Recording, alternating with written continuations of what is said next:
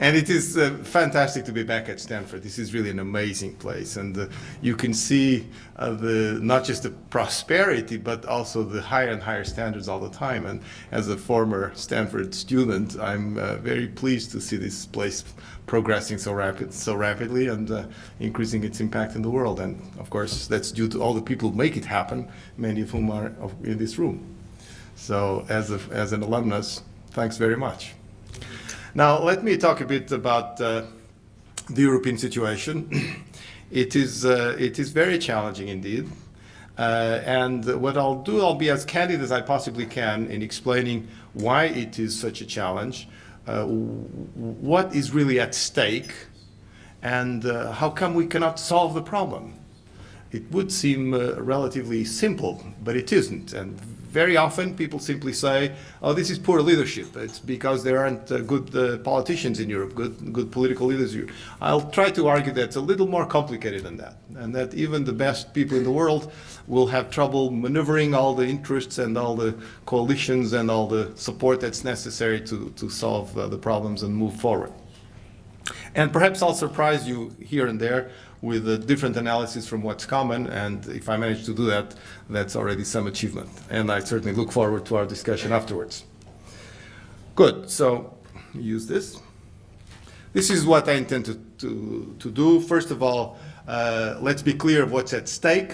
This is a very, very important moment in the European integration project, and it does make a very big difference. Sometimes people think, oh, the whole thing is going to collapse because this country or that other country, typically Germany, is not really behind the euro, behind the project, etc., so they're going to make it collapse. No, all Europeans are very much aware of what is at stake and how important this is for them. It's not a question of misunderstanding the challenge. It's just a question of making it, the challenge being really quite difficult. I'll spend a bit of time on the causes of the crisis, and this is where I think I'll surprise you, because this idea of a sovereign debt crisis is really a misnomer. The sovereign debt problem is just the tip of the iceberg, if you want. There's a much bigger problem underneath that we have to cope with. And I'll argue, and this is an important point, that the major difficulty is that we put together this monetary union, and I was at the beginning of the process myself, as John explained. So at the time, we probably underestimated the challenge, and we put together a few things that were going to work under normal conditions. But sometimes conditions are not normal, and we're now finding that the project is somewhat incomplete. There are a few pieces, important pieces missing, and the best way to understand that is when you compare Europe or the Eurozone, the Euro area, with the United States being a proper monetary union.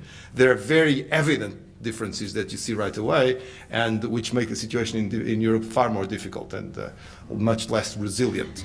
Okay? So then we'll talk about what is the current situation. The big drama in Europe is between giving more support to countries in difficulty, but at the same time not creating incentives to behave recklessly.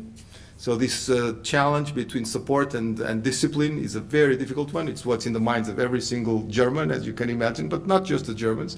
Many people say, if we did well, if we could do the right things, why can't the others do the same? And that is a kind of precondition for everything, and so it's not easy to move forward.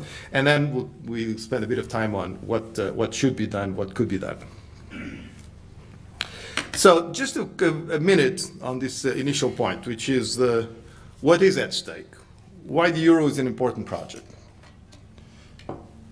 First, let me say that contrary to many people, I actually think that Europe has a lot of potential. People in the US have a certain skepticism about this because Europe is never as vibrant as the US economy, at least when the US economy is doing well. But especially this part of the US with all the dynamism, the new companies, the startups, the radical innovation and so on. Maybe we don't have that in Europe, not much of that. But we have a lot of other sources of innovation and progress, and in my view, quite a bit of potential, of which an enormous part comes from this possibility of reorganizing the economy through economic integration, through deeper integration. If you go, for example, to Poland today, and you, by chance, had been there 20 years ago, it is completely unrecognizable. the kind of progress that has taken place in a country like Poland and many others. Because after they got rid of the situation in which they found themselves before, they just managed to integrate so well, so efficiently with the rest of Europe in a kind of win-win situation. Because you then go to Germany and you discover that a lot of the German prosperity comes from reorganizing their companies, taking advantage of the rest of Europe, and outsourcing, buying companies elsewhere, shifting parts of the supply chain all over Europe, keeping in Germany the best parts, as you would imagine, but in a process that evidently made the economy much more efficient. Okay? And a lot of the gains in competitiveness that you find in Germany come from exactly this. Not from what happens in Germany, but from their ability to use the rest of Europe to become more efficient, more competitive globally. And of course, you go to a country like Slovakia, which was incredibly poor 20 years ago. I went there in '74, bought some money because I thought it was necessary. And when I was coming out, I had nothing to spend the money on. So I had to come back with the same banknotes because there's nothing to buy. And you go to Slovakia today and you see extraordinary economic progress. Precisely because they integrated very well, very efficiently, lots of new companies, a lot of foreign investment, a very, very rapid jump in their level of productivity and efficiency and so forth. And this is, as I said, a win-win situation. So this is what's at stake in Europe. It's this model that has a lot of potential but can go wrong. Okay? And the important point here is that exchange rate stability, or if you want, a single currency, is a very important part of this. This is something that most of the time we don't think about it very much in the US, because the dollar may go up or down quite a bit, and the impact on the US economy is not that big, the US economy being relatively closed, right? And Europe as a whole is also relatively closed, but each one of the European countries is very, very open, very much integrated with the others. And when you have big exchange rate fluctuation within Europe, that can be extremely destructive. Imagine what it is for again, let's take a German company operating as best they can, competing quite a bit with the French, with the Italians, with whoever, and then all of a sudden their neighbors devalue their currency by 20%. I mean, how can you compete? How can you possibly compete? Right? And yet they are on the same market as you and fighting with you day to day. This is something that is just not compatible with an integrated economic union where there is complete freedom of trade and capital flows and labor flows and so forth. So this is what forced the Europeans to go in this direction and create a single currency. I'll give you a story that most people don't probably know.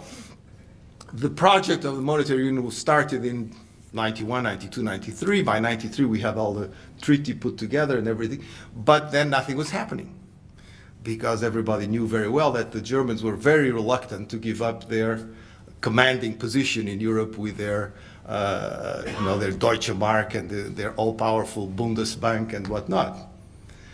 But then there was a decisive moment when the Germans switched and became very supportive of the single currency. And you know what that was? It was the Mexican crisis of 94-95. Sounds bizarre, doesn't it? Well, when the Mexican crisis took place, for reasons which are understandable, people thought that the US might be affected, and there was a lack of confidence in the US dollar. And many investors moved away from the US dollar and looked for a safer currency to invest in, and they invested in Deutschmarks. So the Deutschmark went up a lot. And went up a lot not just relative to the US dollar, but relative to the French franc, to the Italian lira, to all these other European currencies. So the Germans, who had just come out of unification, which had already pushed the Deutschmark up quite a bit more than they were happy with, and then had a second wave of currency appreciation, which had nothing to do with them, had nothing to do with Europe, was just a problem in Mexico, but in the world markets in which we live, this led to a movement in capital flows that created big exchange rate instability within Europe, and lots of difficulties for the German economy, when in fact they had nothing to be blamed for. Let's say it was nothing related to Europe. So that's when it really dawned on them that they could not keep on subject to this extraordinary exchange rate volatility. And that gave a very big push to the single currency. I'm telling you this because today, no matter what you read in the press, the bulk of the Europeans, and certainly the Germans, are very much aware of the importance of the euro for them, and of the enormous difficulties they would have if the euro was not in place. And so there's much more support than one might think. There's a lot more difficulty with the concrete steps necessary to make the thing work well. But the general concept is still, in my view, beyond question, because if the euro was to disappear and we would go back to national currencies, it would be a far, far more difficult environment for everybody. And then there are two other points, which I mentioned here quickly. Europe needs to develop its financial markets. They are still behind the US in many ways. They've progressed a lot. There's been a lot of catching up, but still way behind the US in many ways. And that can only be done with a large scale of European-wide and so forth. And finally, that would probably put the euro in a position where it could give a little more competition to the US dollar, and that would lead to a more balanced international monetary system, which might perhaps reduce the US privileges today, but it would be a good thing. Most people would probably agree for the world as a whole.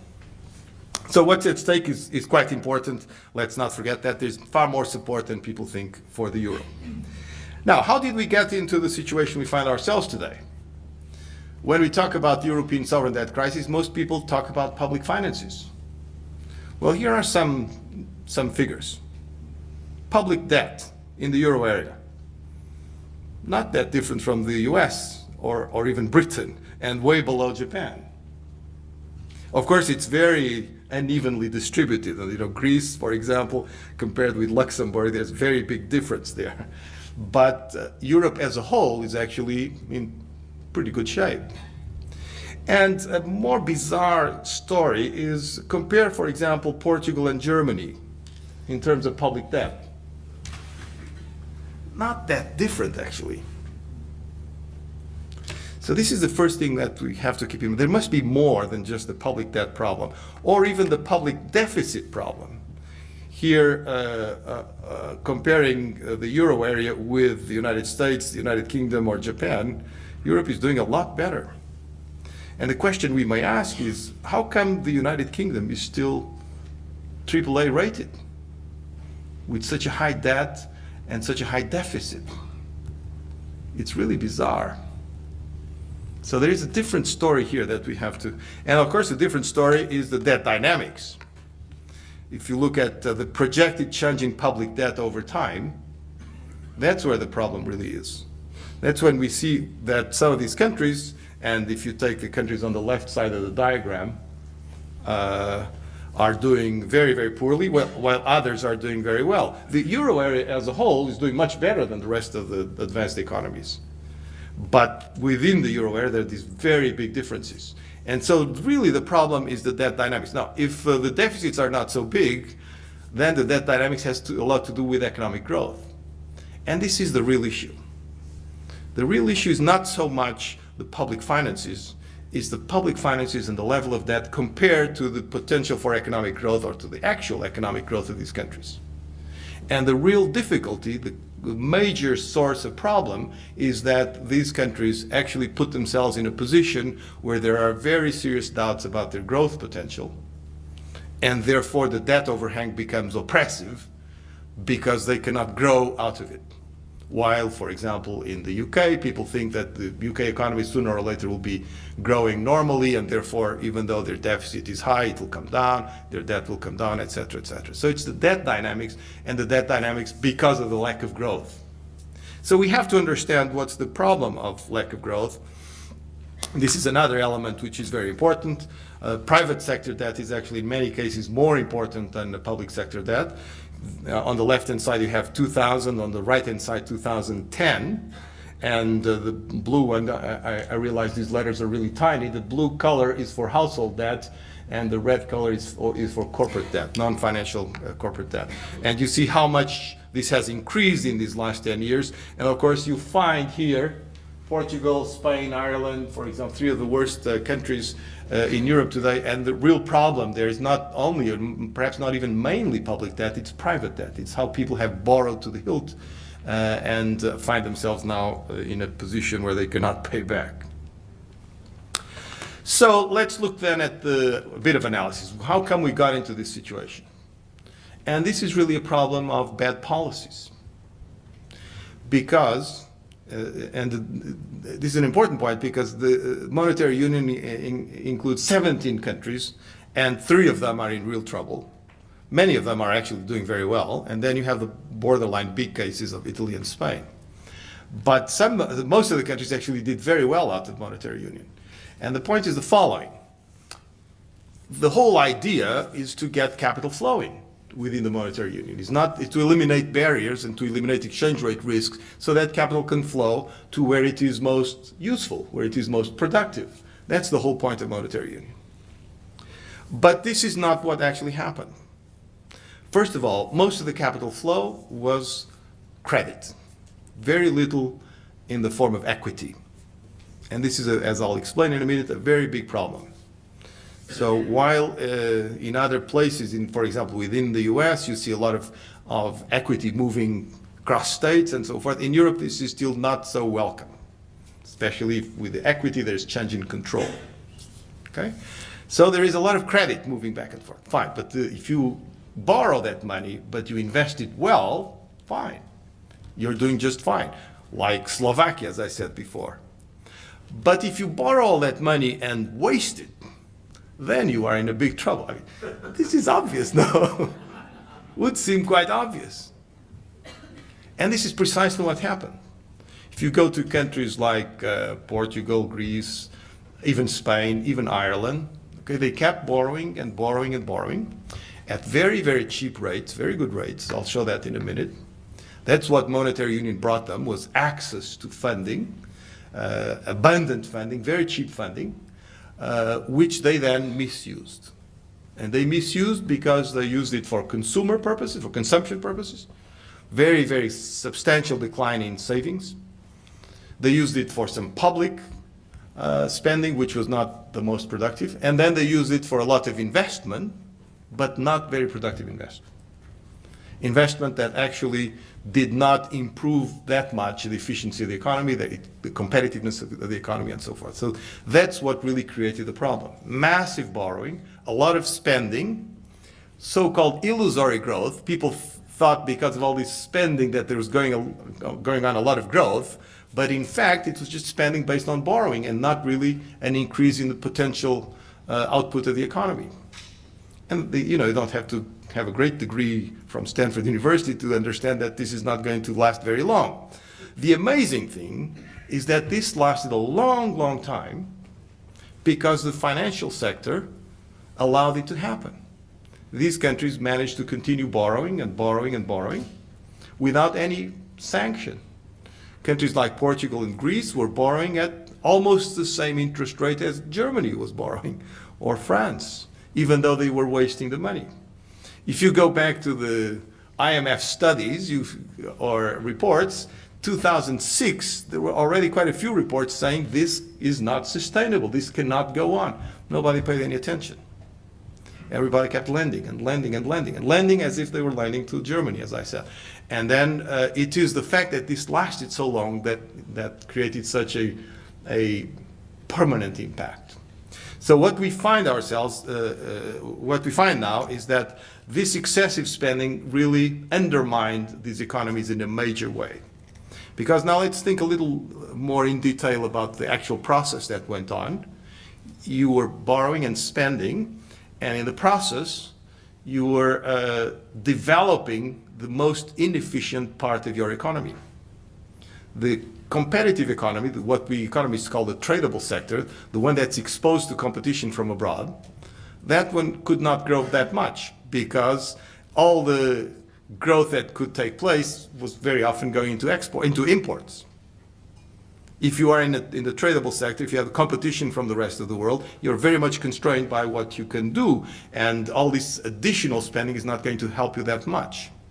If, on the other hand, you are in the protected sector, the non-tradable sector, a lot of services and very highly regulated industries and so forth, then you benefit enormously from this boom in spending because you don't have competition. And then you grow and grow and grow. But in the process of having all this growth, you also become a lot more inefficient. A lot of overmanning, a lot of unproductive use of resources, a lot of very high profits sometimes. because you have no competition from other countries. And so your economy gets distorted in the sense that this non-tradable sector gets more and more bloated relative to the tradable sector, and your lack of competitiveness, your loss of competitiveness becomes entrenched, you see. Mike Spence, who's been doing a lot of work, who's very well known on this campus, I'm sure, and who's been doing a lot of work on economic growth, points out precisely the importance of understanding the sectoral analysis of economic growth. Is the money going, are the resources going to the really most productive sectors or to the least productive sectors? And depending on where economic policy directs resources, the overall growth of the economy will be lower or higher. And what was happening in this process in Europe is that all this borrowing was generating all this spending, and then government policies were directing all this spending to the protected sector, which of course was growing very much. Everybody seemed to be happy except the poor ones in the tradable sector were disappearing rapidly. And people were happy with the whole situation. But of course this had extremely weak foundations, because when you had to start paying back, you found you had no way of paying back.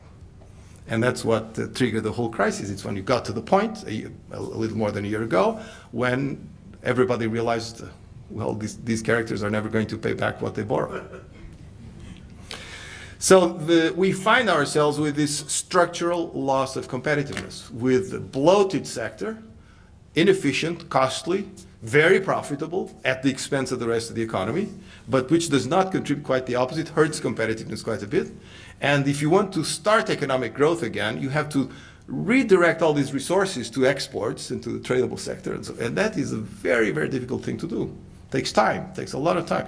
And not only takes time, it faces massive political barriers, because all those people benefited from this supposed prosperity are going to do everything they can to maintain things as they are. So what you find in Greece, when you read when you see on TV all these protests and all, it's people whose privileges are going to disappear. They have to disappear. They could not be sustained.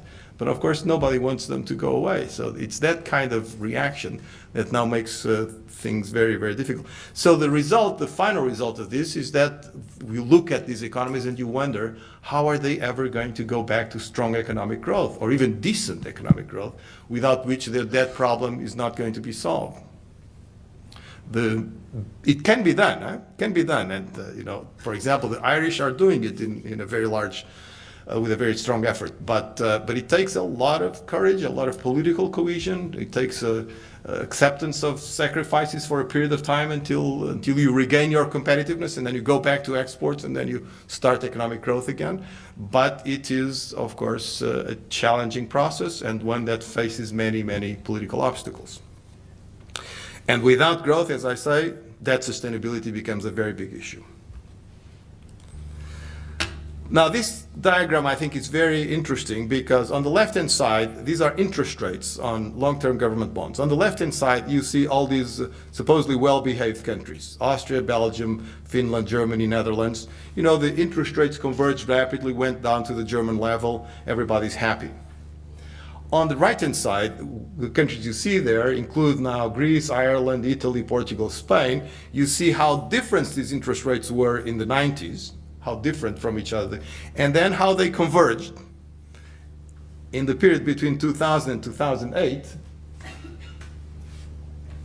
how they converged excessively. It was as if they were all of the same quality, all the same solid public finances, which of course they were not, as if their economies were equally strong, which they were not. And then the whole thing blew up, and this ends in 2000. If I had 2011 in there, it would have blown up even more. And what we see now is the so-called flight to quality again, with German rates going down a lot and going down even more every day as people move away from the debt of these other countries. This creates a very difficult problem, even from the political point of view, because many people say, well, if the financial sector had been a little smarter, we would not be in the current situation. How could these people keep on lending to these countries as if they were as good as Germany for so many years? And this is very much behind the whole debate about debt restructuring. They also have to pay, according to this argument. They also have to pay for the mistakes they themselves made. And this is a very difficult issue to deal with, as you can understand, because when this is already difficult enough, if you start getting the moral component into it, then it becomes almost insoluble. But you understand the kind of pressure behind these positions. Now, this is more revealing of the deeper problem, which is differences in competitiveness.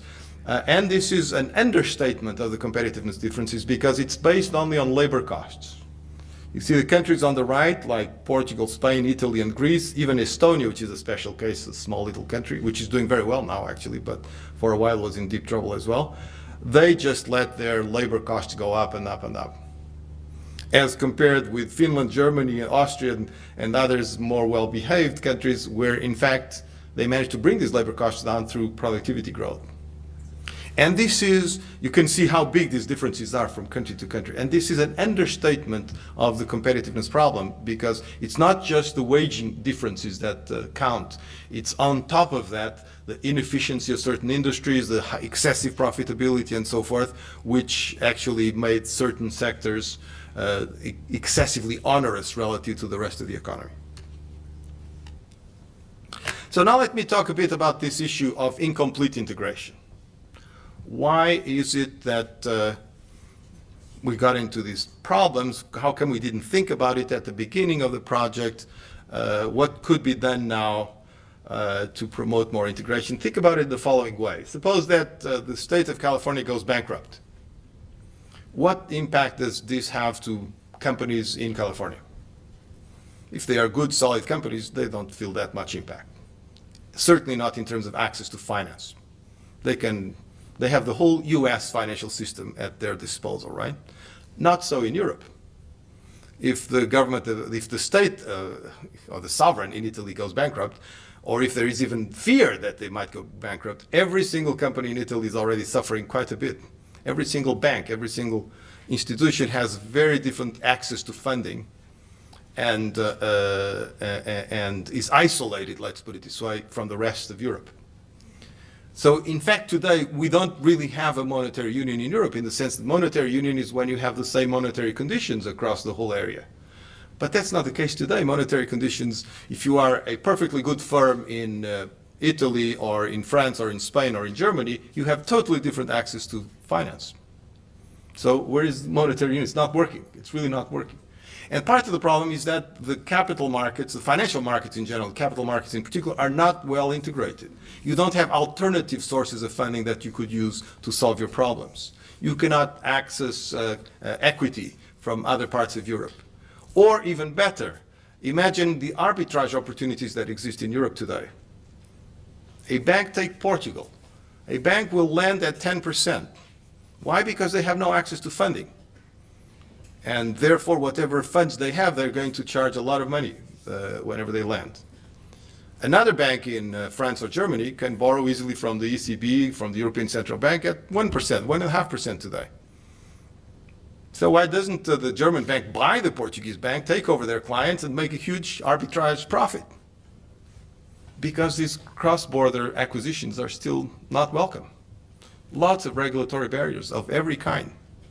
Very much against the spirit of economic integration, but very much related to a certain sense of nationalism where people say we have to control our own companies, and there are all kinds of mechanisms through which you can resist foreign control and make these mergers and acquisitions, these cross-border mergers and acquisitions very difficult. And of course, if that's the case, then things become, the problems are magnified, if you want. Second issue, here we have this so-called economic union, single market monetary union, but there's still very many barriers to competition.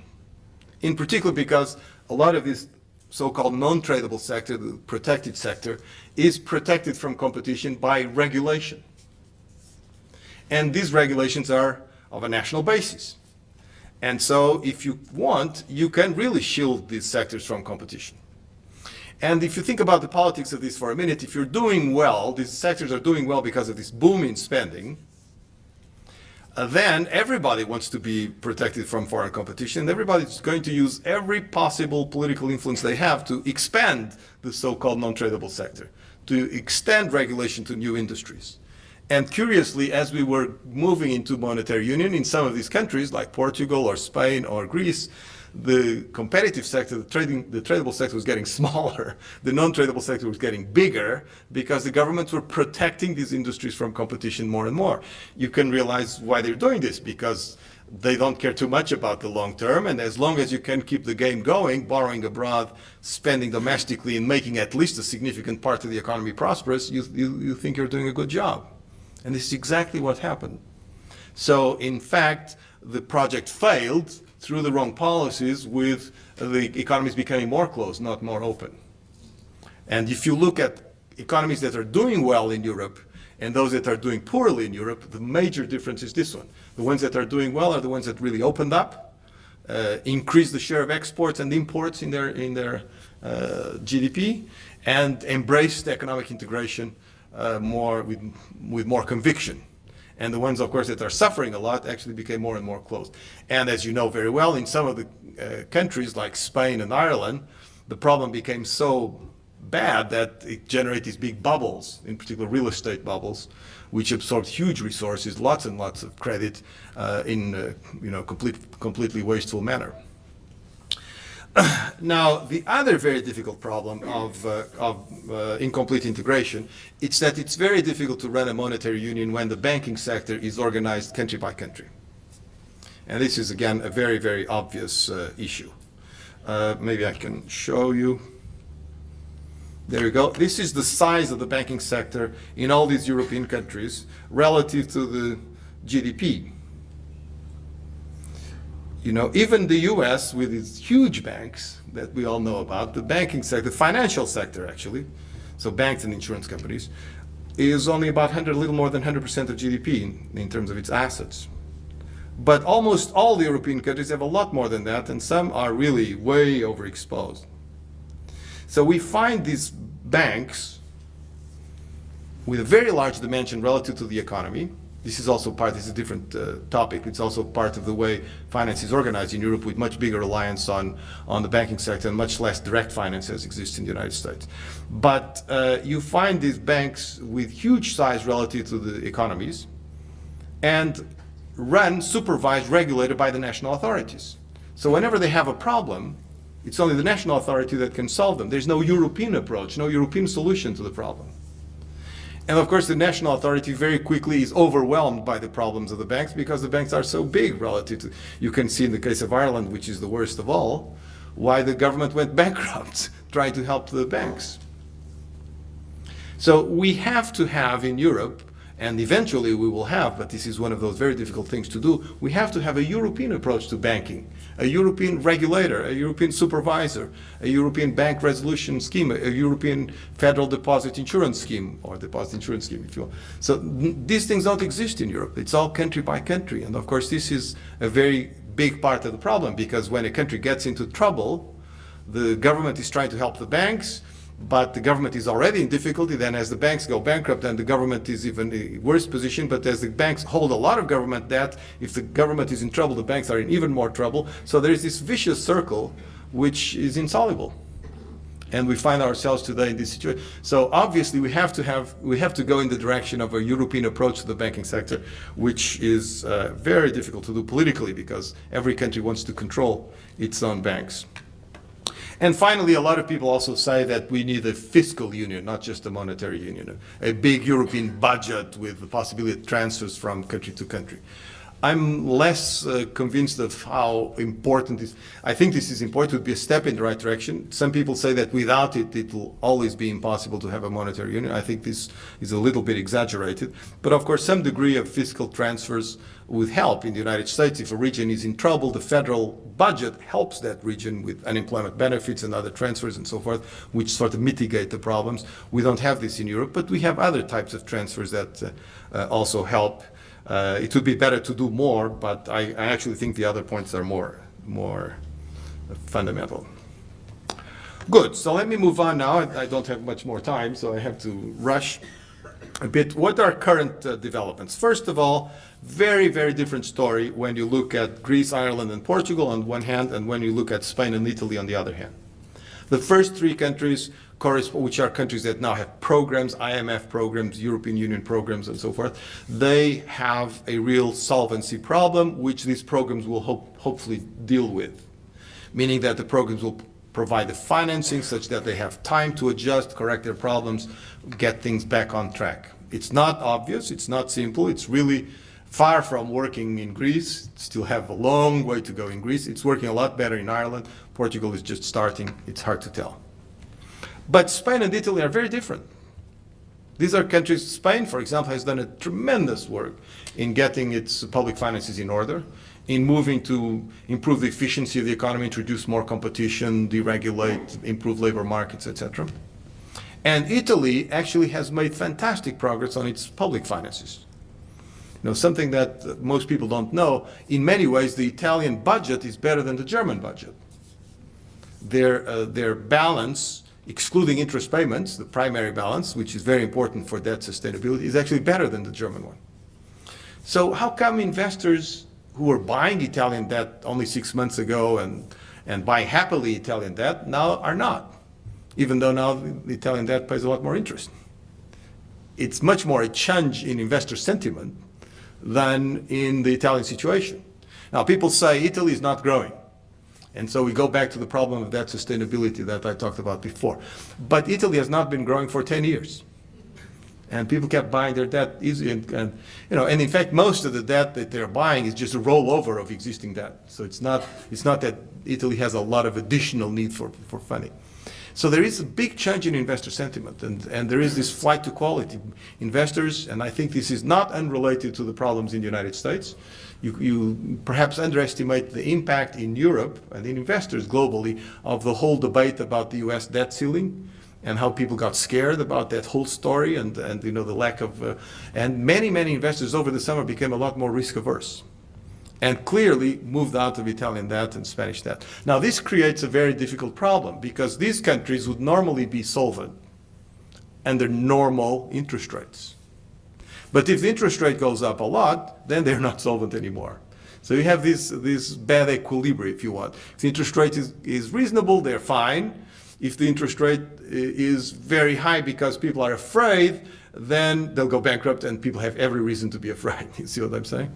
So it's one of these situations where a matter of confidence really can alter dramatically what happens in these countries. So this is not at all the same as Greece or Spain. It's really how do you change investor sentiment? How do you restore confidence in the debt markets of these countries?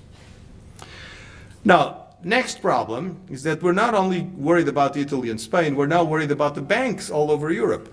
Because these banks, of course, hold a lot of debt, of sovereign debt. And if it was Greek debt or Portuguese debt, no problem, because these are small countries.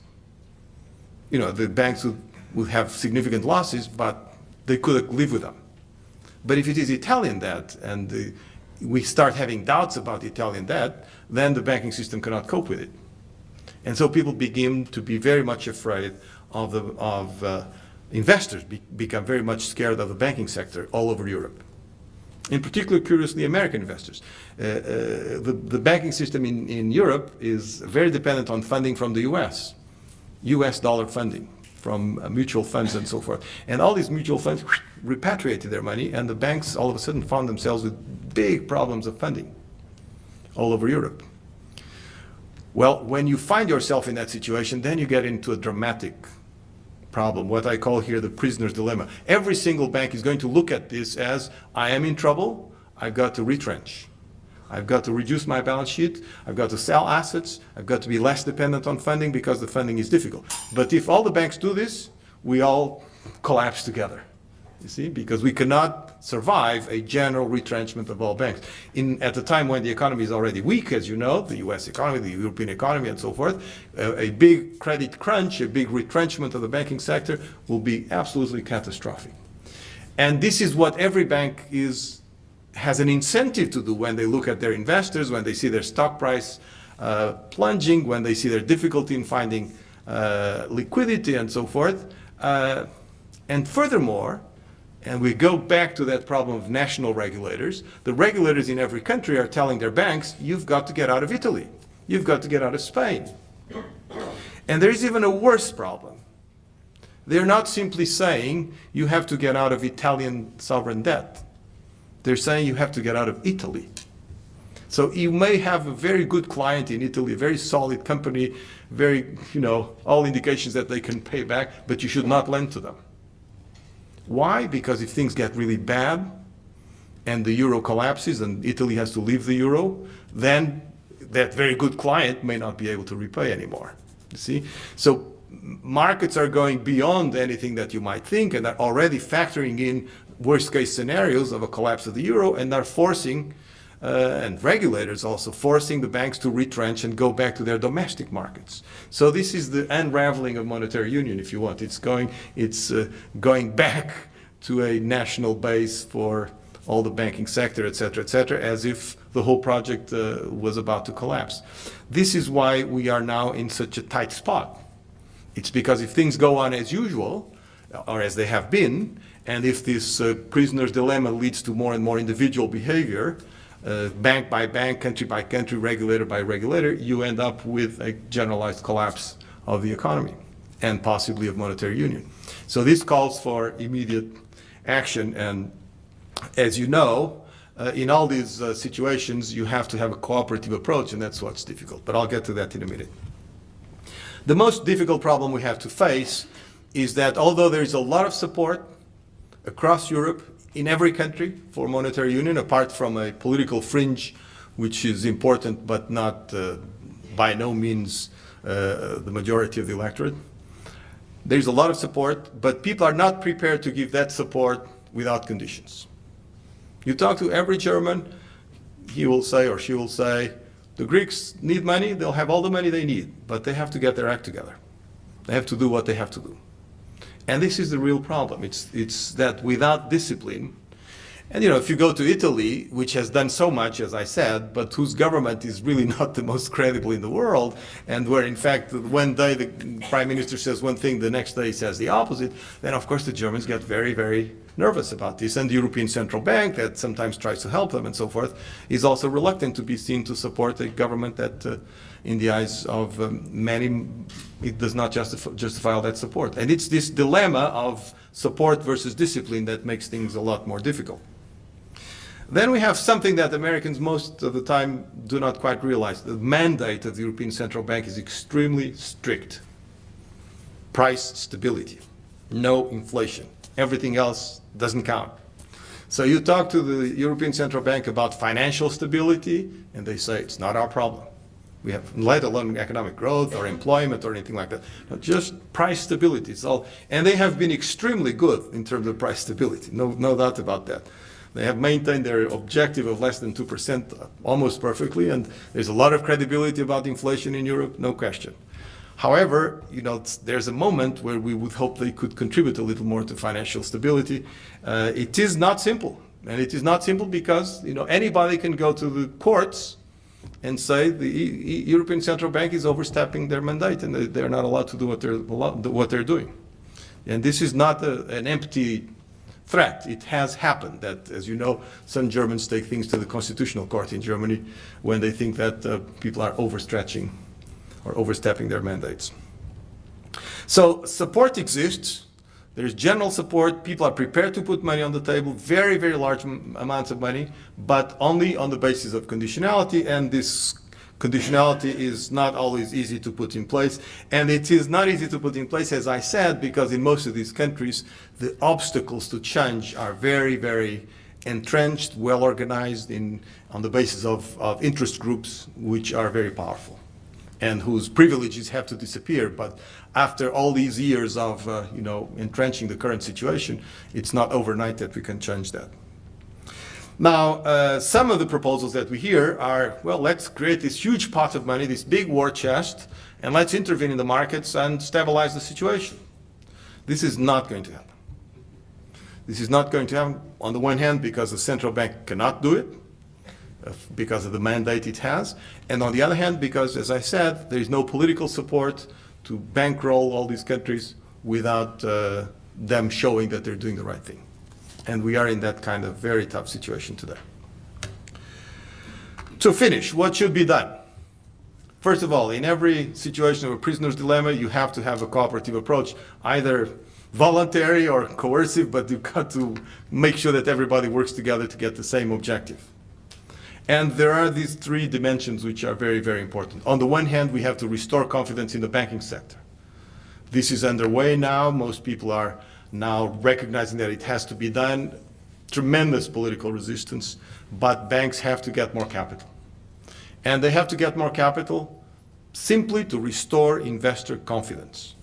It's not for anything else, not because of stress tests, it's not because of likelihood of sovereign defaults. You know, if all these sovereigns default, there's no capital that will ever be sufficient to cover the banking problem. So it's simply a first step to improve the degree of confidence in the banking sector. So it's going to be pretty arbitrary, it's this amount of money, and ideally it should be at the European level. All European banks should do this, large ones, which is what matters. And if it can be done with private sector money, better. If it can't, because today it's very difficult for private investors to invest in the banking sector, well, then it has to be with public sector money. And maybe it should be with the money from the European Financial Stability Facility, the EFSF, which can do this, and maybe that's the way to go. This is what we learned from the Americans in 2008. And maybe the taxpayer will actually make quite a bit of money on this, because banks are very, very cheap these days in Europe. Second, we have to restore confidence in the debt markets.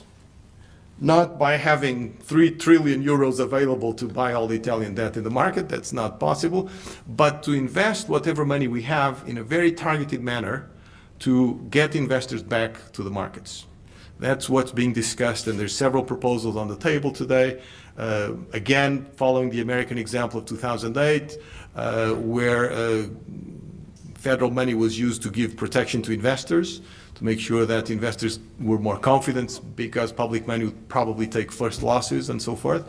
If something of that nature can be put in place, then perhaps investors will go back, certainly to the debt markets of countries that are solvent and where there is this fear problem in the short run, but where the long run situation is better.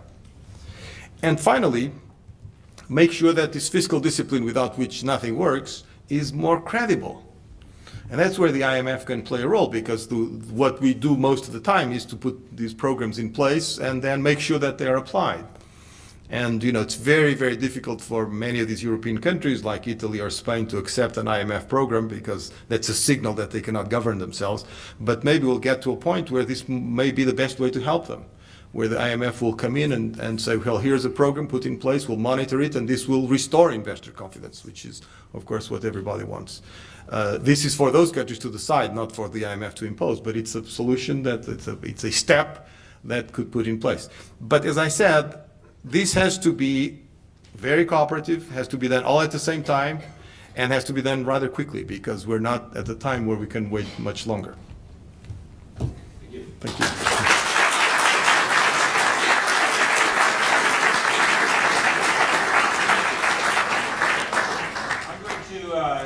Extend our usual time by 15 minutes. If you have to leave, understand, but we're going to stay as a group. Those who want to stay will have 15 minutes of questions. So who would like to use a little bit of that 15 minutes?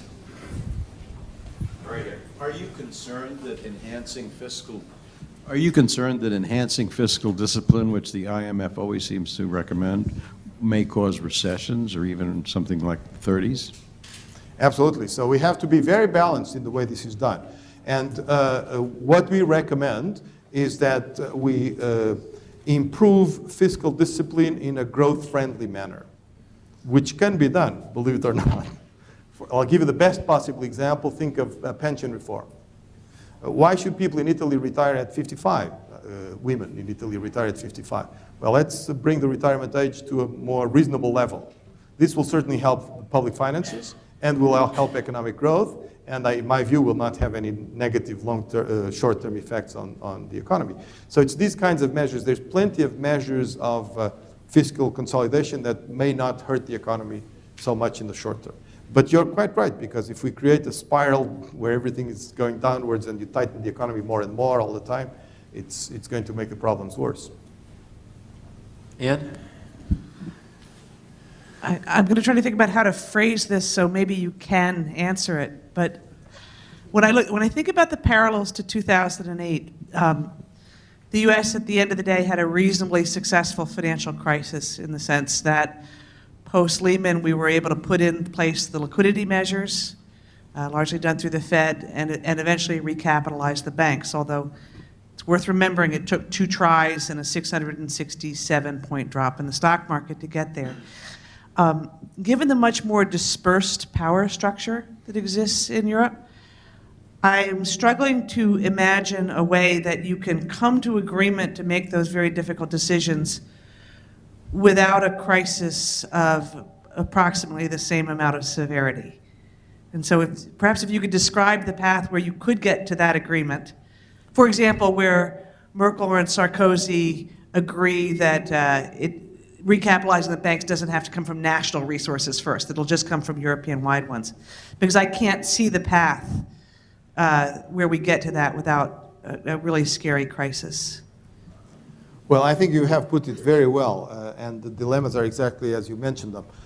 The only difference I have with you is that I think we are already in a crisis of a severity that has awoken up everybody. And everybody in Europe is well aware of the fact that something has to be done, something fundamental, very short term. And in fact, they have promised that. And we very much hope they will deliver, or else we might have another wave of lack of confidence. So we're now at a point where people are, in my view, very, very much aware of the urgency of the situation. You are right in saying that the difficulty is in getting a coordinated approach, but there has been a great deal of progress precisely in a coordinated manner. And there's much more agreement now than there was a few weeks or months ago. Not all problems are solved, but there's much more consensus. You make a very good point that, for example, on bank capitalization, it would be much better if it was done at European level, because that sends a signal that it's the whole of Europe together that's behind the banking sector, not country by country. That is very difficult because I think the Germans would never accept that they have to use the FSF money for their own problems. They will always insist, we have enough money, we don't need anybody else's money. And I think they will insist on this all the time because of the question of their own reputation and so forth. But most other countries are prepared to go for a European solution, and maybe that will convince markets. But more important would be other steps that remain to be taken of moving towards a European solution on bank regulation, bank supervision, bank resolution, and so forth, which those are real national obstacles of immense difficulty. I think we have one more question over that side of the room, then we'll move across.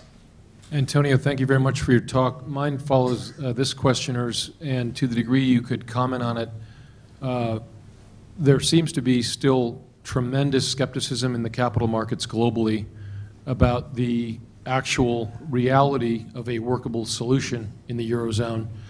And to what degree, if things don't work the way we all hope they do, what are the options then? And there's been speculation about many things, as you know, but what happens if one country is asked to leave? Is that something that's been discussed? Is it considered? Could you just comment on what happens if things don't go the way we all hope they do? Well, it's very difficult to discuss because it's a completely uncharted territory. Never happened, was not supposed to happen. There's no, even from the legal point of view, this is very difficult. So it's very difficult to explain. I think that we have a base case in which the problem is indeed solved in some way, and we move in the right direction along the lines of what we proposed. Even that will not prevent a substantial slowdown of the economy, which is already happening. Then if there is no obvious solution, and in particular if this lack of confidence in the banking sector and in the markets of Italy and Spain, if this persists, you know, Italy and Spain can survive for a long time with high interest rates of 5 or 6%, because very significant part of their debt is really long-term debt and so forth. But we will have undoubtedly a much more difficult economic scenario, probably quite a serious recession, if this retrenchment of the banking sector takes place. That's what everybody's really worried about, including the US authorities, very much worried of the spillover effects and so forth. And then the disastrous, catastrophic outcome when countries are forced to leave the Eurozone, not because other countries push them out. That's not how it will work. I have never seen any single country recommending that others should leave the Eurozone. You've never seen the Germans saying that Greece should leave the Eurozone. Never. because they know the consequences of this, the consequences of bringing exchange rate risk back into the Eurozone. So they don't see that. But we don't control the markets. What if tomorrow the citizens of Greece decide to take all their money out of the banks and move the money all to German banks? Well, then I'm afraid there is not much future for Greece in the Eurozone. So it's these things that could happen any time and are unpredictable. And then we get into very, very difficult scenarios because Greece has a very big current account deficit, a very big primary deficit. They still depend a lot on foreign borrowing. If they have huge foreign debt, if they devalue their currency, how are they going to survive? I mean, it's unthinkable, really. So I think we should not underestimate the determination to prevent this from happening, although, of course, as you say, we cannot exclude it. We'll move to this section. Yes. Assuming currencies, this is a bit simplistic to try to make the point, assuming currencies are a reflection of investor confidence, how do you explain the fact the euro has declined or the dollar has not appreciated as significantly as it has relative to the euro over the last 2 to 3 months, especially given the flight of capital away from the European banking system? Well, explaining currency movements is always a little tricky. I think the euro, if you talk to Jean-Claude Trichet, he still insists that the euro is a very, very strong currency. And he's right, in the sense that it started at $1.17 per euro, is now at $1.37 or whatever it is today. So, over 10 years, it certainly has not devalued, and so forth. It reflects, and many people might even say that when the euro was at $1.45, it was perhaps overvalued, and this is not a bad movement, etc. So that's number one. Number two, clearly, investors became a lot more risk averse over in particular over this summer. And there is a segment of the market who is afraid that terrible things might happen in Europe and has moved away. And there's nothing you can do about it. They've moved away into Swiss francs. And the Swiss central bank has had to put a kind of ceiling on the appreciation of the Swiss franc. They moved into Japanese yen, which again has made the Japanese very nervous about it. And why I'm saying this is a more general movement in terms of risk aversion is that you see the same thing happening in emerging markets. Even in Brazil, for example, which was doing so well, I'd say investors have moved away and the currency has depreciated. So there is, or Turkey is another example. So there is a higher degree of risk aversion, flight to quality, and currencies that are perceived to be more solid have more appeal. Matthew. Thank you so much for your chat. Having recently returned from Europe, I saw an enormous difference in unemployment rates between various countries, Spain in the mid-20s, Austria in the low 3s, and a very strong feeling between the sense that I had, I don't have your depth of experience, but that the Southern Europeans really don't want the Northern Europeans to tell them how to live, and that would include like changing retirement age, pension plans, and so on. I'd love to get your comments on both. Thank you so much. Well, first of all, there's always been very big differences in labor market efficiency across Europe. Spain, even at the peak of the boom, had 10% unemployment. You see, so it's a very inefficient labor market for all kinds of reasons. And I think actually they have put in place a lot of new measures to make the labor markets more efficient, but they're still a long way from where they should be. More important and more bizarre is how come there are such big differences in economic growth across Europe? Sweden is growing 4% with no inflation, no nothing, perfect performance. Germany has been growing reasonably well until recently, in fact, quite well until recently. And then Italy is 0%, or Portugal.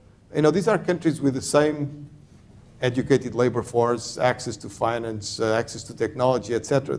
This is a very, very fundamental question. How come some countries manage to... Now, Sweden, as you may know, or the Netherlands, another very good example of a high-performance country. These countries had terrible periods in the past when they got everything wrong and terrible crisis. And then in some way, they managed to do the reforms they had to do, and since then, they've been growing very, very well. So my hope is that we'll come out of this European crisis with the determination to get things finally back as they should be. This is, I think, a very important point. But you should not underestimate the determination of Southern Europe to stay on the euro and to do what they have to do. Of course, foreign pressure has its role to play, but they are very determined. You know, what the Spaniards have done over the last few months is amazing. They introduced a constitutional limit on debt and spending.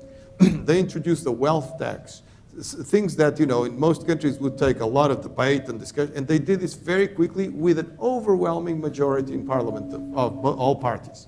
So they are really determined to do what they have to do. The question is, will they have time before the market sanction them? But they are, I think, one good thing of all of this is that they're moving in the right direction. Even in Greece, where there's so much still to do, what they have already done is not minor. Okay, we'll try to take a couple more questions. Yes. Yeah, I'm Michael Bordo. I'm an economic historian, and I think the record shows that monetary unions, especially national monetary unions, can only really be successful if they're accompanied by fiscal unions, and that means a no bailout clause. It means a national bond, and it means some kind of fiscal authority. And I just don't understand, or I just find it hard to conceive that the Euro project will ever really be settled until they can work that out. And I wanted to get your opinion on that. Well, you are, of course, right. And what was supposed to happen was that from the beginning, this discipline, fiscal discipline, was supposed to be in place. So every country was going to have a limit on how much it could, what deficit it could have, what debt it could have, and it was this discipline, this architecture, legal architecture, that was going to replace the central authority of having a single treasury and a single bond and whatnot. Unfortunately, though, this was not very much enforced, could not be enforced, and curiously, it was France and Germany the first ones to break the Stability and Growth Pact. So it failed. Obviously, it failed because it was not sufficiently enforced. I would argue, though, that we have learned a very big lesson. And I don't think that you'll see the financial markets make the same mistake again. I mean, are there people who say that the financial markets forget too quickly, et cetera, et cetera? But, you know, given what we're going through, having the financial markets bankrolling these countries when everybody could see that the thing was not sustainable, I don't think it will happen easily again. But there are very good projects on the table right now in moving more towards fiscal union gradually, step by step. And even the Germans are prepared to accept this on condition that a very important element will be more discipline and more enforceable discipline on public finance. So given that this is October, I think I would thank you for going extra innings.